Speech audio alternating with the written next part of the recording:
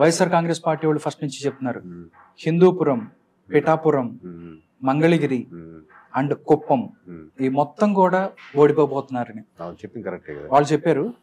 వాళ్ళు ఓడిపోతున్నారని కదా, ప్రత్యర్థులను ఓడిస్తామని చెప్తున్నారు. ఓడిపోతారా? అదే వాళ్ళు చెప్పింది అంత ఫస్ట్ మీరు అడిగిన ప్రశ్నకి అయితే కరెక్టే అన్నాను. అంటే నేనేం చెప్తున్నానంటే ఈ 4 స్థానాల్లో ప్రత్యర్థులు మేము ఓడించబోతున్నాం అని చెప్తున్నారు వైఎస్ఆర్ కాంగ్రెస్ పార్టీ.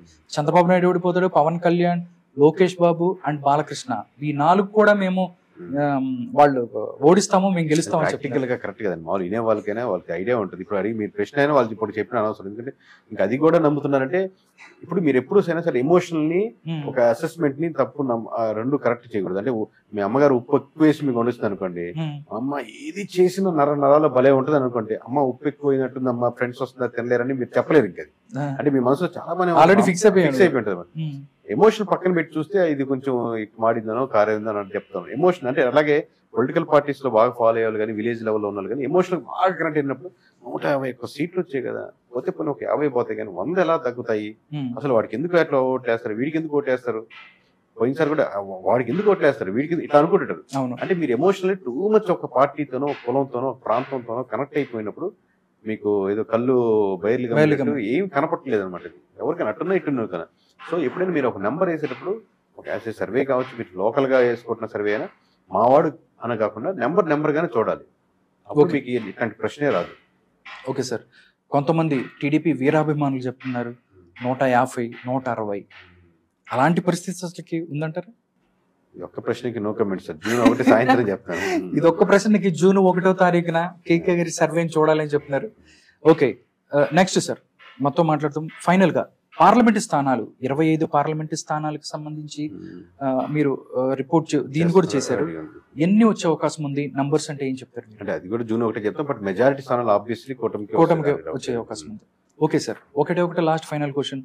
బీజేపీ కలయిక కూటమికి ప్లస్ ఆ మైనస్ అంటే ఏం చెప్తారు కేకే గారు?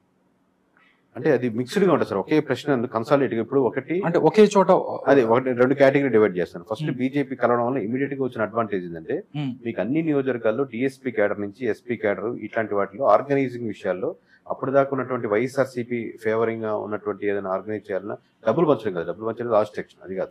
మామూలుగా తిరిగేదానికి లేదా మాట్లాడేదానికి లేదా వాళ్ళ మీద ఉన్న ప్రెషర్ కి వీటికి ఆబ్వియస్ గా వైఎస్ఆర్సీపీ ఫేవర్ గా ఉంది. ఒకసారిగా బీజేపీ తోడడంతో సెంట్రల్ పార్టీ కాబట్టి దానికి ఉన్నటువంటి ఇన్స్ట్రక్షన్స్ వాటితో ఆబ్వియస్ గా కూటమికి ఒక ధైర్యం వచ్చింది, మనకేం కాదు, పోలీసుల నుంచి మనకేం కాదు అనేది ఒక బీజేపీ తోడడంతో ఇక్కడ అక్కడ కొడితే లైట్ వేసి ఇక్కడ స్విచ్ వేసి లైట్ వెళ్ళినట్టు ఇక్కడ అడ్వాంటేజ్ అయింది. దానివల్ల మైనారిటీ ఓట్లు పోయి నెగిటివిటీ కూడా ఉంటుంది. ఇప్పుడు ఆబ్వియస్ గా ఒక 10 మంది ముస్లిం సోదరులు లేదా క్రిస్టియన్ సోదరులు ఎవరు ఉన్నారు, వాళ్ళు పవన్ కళ్యాణ్ తో ర్యాలీ అవుతున్నారు, చర్చ అవుతున్నారు. ఎప్పుడైతే బీజేపీతో అసోసియేట్ అయితే అన్ని ఓట్ బ్యాంకింగ్ పోతుందని అన్న కానీ బట్ ఎంతో కొంత సెక్షన్ ఒక 2%, 3% వాళ్ళల్లో ఉండేదానికి ఎఫెక్ట్ ఇచ్చేదానికి ఆస్కారం ఉంటుంది.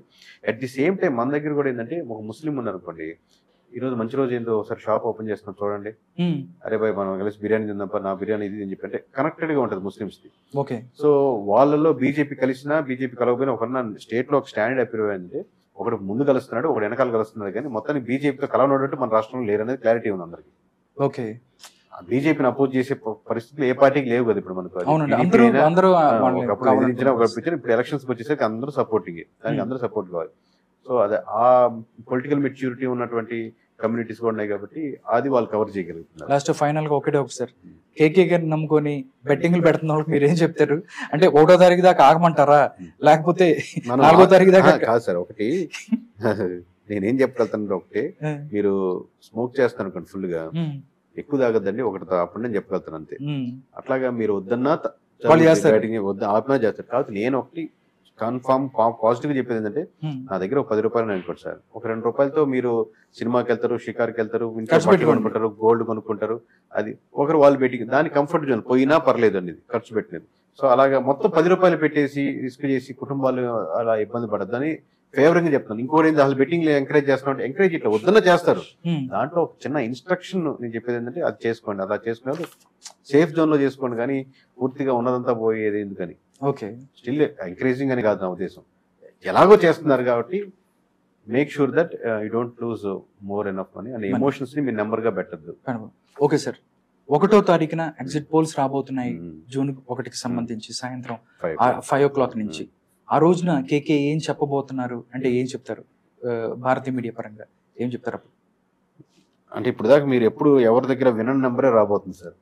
అవునా? ఏ సర్వే కంపెనీ దగ్గర ఎవరు వినని గుర్తుపెట్టుకోండి, ఇప్పుడు దాకా ఏ సర్వే కంపెనీ దగ్గర కూడా కేకే గారు చెప్పే నంబర్ వినని నంబర్ ఒకటి చెప్పబోతారు. అది 1వ తారీఖునే ఈవినింగ్ 5 o'clock కి. ఇంకోటి మేము తీసుకున్న స్టాండ్ మాకు ఒక అది అనుకున్నప్పుడు నిద్ర పట్టింది. లోపల ఇట్లా పై కాన్ఫిడెంట్ గా లోపల గజ గజ గజగా ఉనికిపోతాడు. అది ఎందుకంటే ఇప్పుడు దాకా ఏ సర్వే కంపెనీ అయినా భారతదేశంలో +or-10 అని ఒక బ్రాకెట్ చెప్పుద్ది, దీని లోపల రావచ్చు అనేది.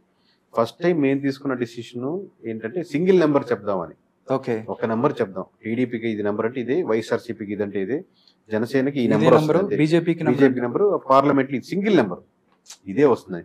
సో ఆబ్వియస్ గా మాకు +or-10 చెప్పడం అనేది మంచి సేఫ్ కంఫర్ట్ జోన్. హ్యాపీగా ఉంటుంది. ఖచ్చితంగా కళ్ళు మూసుకొని సింగిల్ నెంబర్ చెప్పడంలో భయం, బాధ్యతతో కూడిన భయం.